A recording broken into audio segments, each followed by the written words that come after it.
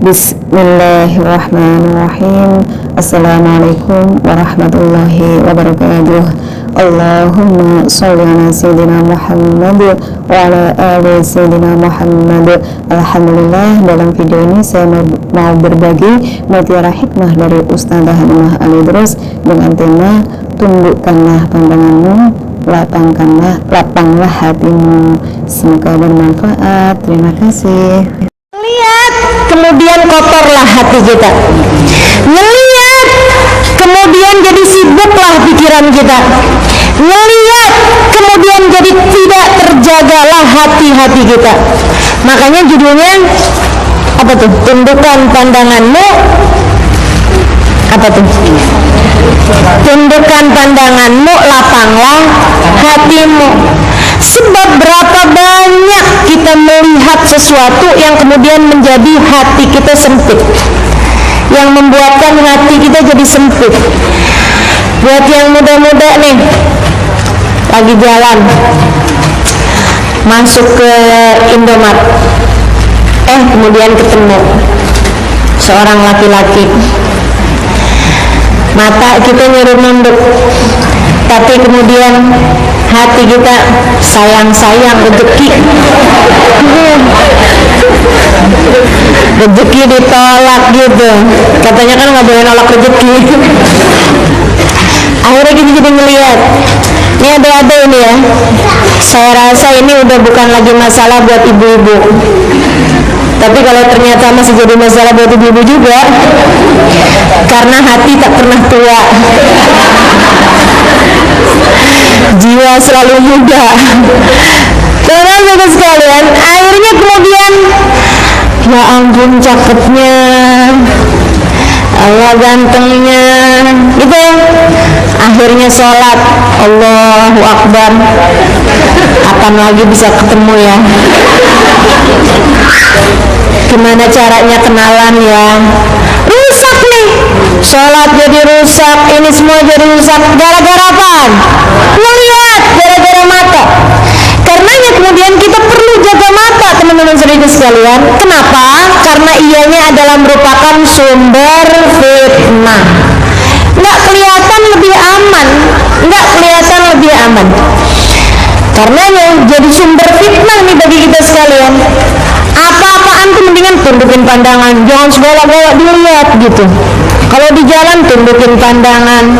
Alhamdulillah nih kan semuanya udah pakai jilbab, gitu ya. Saya rasa mudah-mudahan nggak di sini, nggak di sana selalu pakai jilbab, gitu ya. Apa ada yang masih di sini doang pakai jilbabnya? Kalau belanja ke tukang sayur nggak pakai jilbab? Ini yang senyum-senyum merasa nih kayaknya. Baik, saya itu sekalian saya muliakan. Nah, tinggal udah kita tutup auratnya, tinggal kita tundukkan pandangan kita. Jadi kita juga nggak bikin dosa mana-mana gitu. Kita tundukin pandangan, orang juga ada susah kan mau ngelihatnya. Jadi saya sekalian seperti itu. Dan ini masalah menundukkan pandangan nih, bukan hanya untuk mereka yang terlihat wajahnya, bahkan yang pakai cadar juga kan matanya ngelihat, gitu ya. Makanya emang lebih ekstra lagi harus menundukkan pandangan. Adik-adik yang belum nikah lebih harus ekstra lagi jagain pandangan. Ibu-ibu yang udah pernah nikah mesti lebih sering melihat suaminya dengan pandangan kagum, mesti lebih sering terpesona dengan suaminya, sehingga kita tidak harus terpesona dengan yang haram di luar sana. Serius nih? Iya. Maksudnya bercanda? Agak serius saya. Ada dulu seorang laki-laki datang kepada syekhnya, bukan dulu sih, dia bilang sama syekhnya, ada seorang laki-laki bertanya kepada gurunya. Dia bilang, "Syekh, ada apa dengan saya ini? Kenapa kamu?" "Saya dulu sebelum menikah sama istri saya ini," dia bilang, "saya ngelihat semua perempuan gak ada yang cantik kecuali calon istri saya. Dan awal-awal nikah seperti itu keadaannya. Saya ngelihat gak ada cewek cakep kecuali istri saya." Dia bilang gitu. "Sekarang nih saya lihat semua orang cakep kecuali istri saya."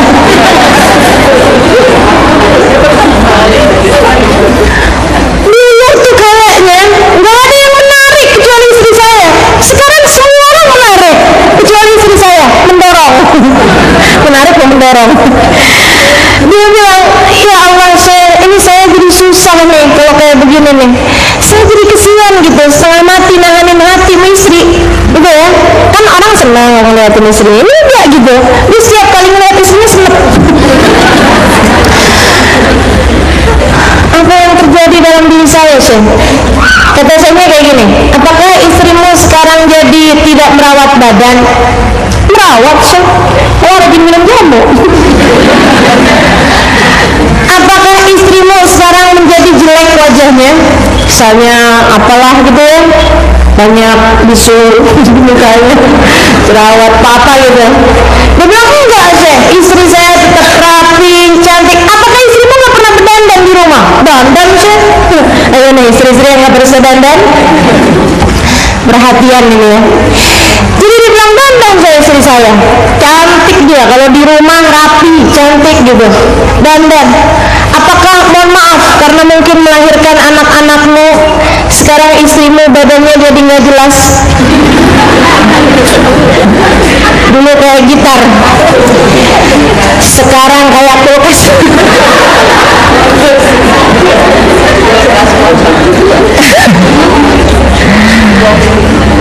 Ya Allah, kayak gimana nih saya, katanya gitu ya. Kata saya, apa kayak begitu? Dia bilang enggak, Syekh, wah istri saya badannya kayak biola.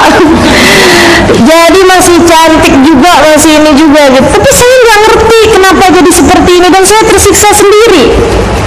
Saya bilang, oh saya tahu kenapa begitu. Kenapa, Syekh? Dia bilang, pasti selama ini kamu sering melihat pemandangan haram di luar sana. Pasti kamu sering menonton tayangan yang nggak benar. Pasti kamu kalau jalan di jalanan ada cewek cantik, kamu tidak menunduk pandangan, malah kamu liatin. Pasti kamu selama ini sering tertarik dan membiarkan hatimu melihat wanita yang bukan mahrammu dengan syahwat, dengan rasa suka.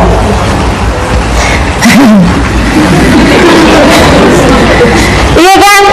Iya, Syekh, bener semua tuh yang saya bilangin tadi. Kata saya, aku beritahu kepadamu, Pak, ketika kamu tertarik kepada yang haram, Allah halalkan darimu kenikmatan yang halal. Catat, teman-teman saya sekalian. Ya, maksudnya bukan catat, langsung catat. Ingetin. Aduh, ibu-ibu ini lucu ya. Nggak ibu-ibu, nggak adik-adik, nggak anak-anak, visual sekali gitu. Begitu dengar catat langsung. Maksudnya itu perkara penting gitu, harus diingat-ingat ucapan itu ya, bahwa ketika dirimu tertarik kepada sesuatu yang haram, Allah akan halangkan dari menikmati yang halal dalam segala hal, teman-teman sekalian. Katanya Nabi Muhammad alaihissalam, mohon maaf, hadisnya bunyinya kayak gini: an-nazar sahmun masmum min sihamil iblisin marjum, man tarakaha makhafatan minni abdaltu imanan yajid halawatuhu fi qalbi Allah. Dan hadis berfungsi, melihat adalah sahmun masmum, anak panah beracun yang dibidikan sama iblis. Laki-laki melihat perempuan, perempuan melihat laki-laki, ya, ini adalah anak panah beracun yang dibidikan oleh iblis. Jadi kalau dedek yang tadi saya sampaikan masuk ke Indomaret, kemudian ngeliatin ada laki-laki gitu ya, nah itu tuh pertama kali ngeliat itu seperti lagi dikasihin anak panah beracunnya iblis, gitu kan, kena lah kita, terpedaya lah kita. Cakep nih, matanya indahnya, pandangannya teduh, hidungnya kayak alif, bibirnya kayak min. Ini laki-laki udah di mana? Alisnya kayak non. Itu Nabi Muhammad ya. Teman-teman sekalian, ini nih bukan karena wah saya sedang mensyukuri nikmatnya mata, nggak ada. Itu namanya mengingkari nikmatnya mata. Jadi sekalian, itu adalah beracunnya iblis, anak panah beracunnya setan. Yang kemudian begitu kena tuh, kalau kita kena, namanya orang kayak kena anak panah beracun kan, langsung kayak lemes gitu kan. Demikian pula dengan perempuan ataupun laki-laki yang terkena anak panah beracun ini, langsung ingin lihat lagi itu kalau di iklan gitu ya, apa tuh namanya, kesan pertama begitu menggoda gitu, ini kemudian kepengen lihat lagi. Nah itu kalau kita melihat lagi kemudian, itu dia, kita udah terkena jerat anak panahnya setan tadi. Apalagi kalau kemudian kita samperin, pura-puranya jatuhin barang. Aduh, ini hati-hati, jangan kena anak panahnya setan. Karena si yang perempuan kena anaknya setan, anak panahnya setan, si yang laki-laki juga kayak begitu. Ya Allah, dari sanalah fitnah bermula. Dari sana fitnah bermula. Nabi Muhammad ngasih arahan kepada Nabi Muhammad alaihissalam. Allah berfirman, man tarakaha makhafatan minni, siapa yang meninggalkan melihat yang haram tadi ini dengan menundukkan pandangannya, makhafatan minni, karena takut kepada Allah Subhanahu wa taala. Ya Allah, gitu kan, buru-buru nyari rak yang kosong, ngumpet di rak, buru-buru dia cepetan ke kasir gitu ya. Pas di kasir ngeliat tukang kasir ganteng,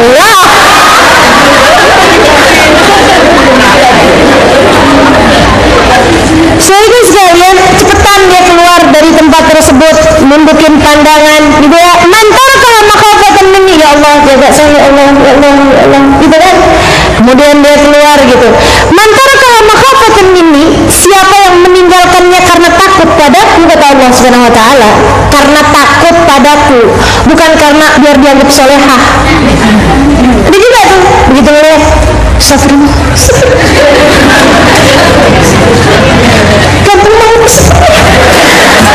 aduh, itu sih bukan karena makhafatan minni tadi nih. Apalagi kalau dilihat Ustaz, udah tahu Ustaznya ganteng, kalau hadir pengajian dandannya setengah jam, kemudian mau bilang, saya emang enggak menundukkan pandangan saya depan Ustaz. Nah terus maksudnya apa itu? Pakai baju yang mana ya? Yang merah udah kan kemarin, yang pink juga udah, takut Ustaznya inget lah. Yang kuning aja. Ya ampun teman-teman saya sekalian, itu tadi fitnah ini ya, maka hindari. Terus gimana Ustazah, enaknya Ustazah? Hadirnya tempat Ustazah aja aman, iya gak? Tahunya kita aman apa enggak? Coba lihat rasa hatimu ketika keluar dari majelis. Kalau yang diinget-inget ucapan ustadznya atau ucapan ustazahnya nggak apa-apa, tapi kalau yang diinget-inget rupanya, wajahnya, indah tatapnya, nah itu udah berbahaya. Itu fitnah namanya teman-teman sekalian, itu fitnah namanya. Makanya mau udah lebih aman deh, jauh lebih aman.